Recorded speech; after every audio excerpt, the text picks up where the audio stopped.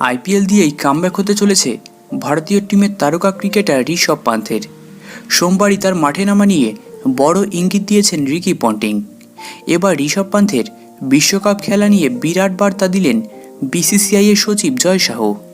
ঋষভ পান্থ আইপিএলে দিল্লি ক্যাপিটালসের হয়ে মাঠে ফিরলেও উইকেট কিপিং করতে পারবেন কিনা সেটাই এখন বোঝা সম্ভব নয়, কিন্তু বিশ্বকাপের মঞ্চে সুযোগ পেতে তাকে যে উইকেট কিপিং করতে হবে সেই বার্তাই দিয়ে রাখলেন ভারতীয় ক্রিকেট বোর্ডের সচিব জয় শাহ।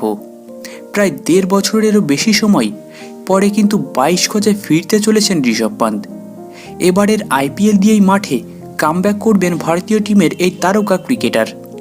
দিল্লি ক্যাপিটালস টিম ম্যানেজমেন্টের তরফেও তাকে উইকেট কিপার হিসাবে দেখা যাবে কিনা তা নিয়ে এখনও পর্যন্ত পরিষ্কারভাবে কিছু জানানো সম্ভব হয়নি। তিনি টিমে ফিরলে যে ক্যাপ্টেন এবং ব্যাটসম্যান হিসেবে ফিরবেন সেই কথা আগেই দিল্লি টিম ম্যানেজমেন্টের তরফে জানানো হয়েছিল, কিন্তু উইকেট কিপিং করতে পারবেন কিনা তা নিয়েও স্পষ্টভাবে কোনো ইঙ্গিত দেওয়া হয়নি। তোমরা কমেন্টে জানিও ঋষভ পান্থ আইপিএলে ভালো পারফরমেন্স করে টি-20 বিশ্বকাপে সুযোগ পেতে পারবে কিনা।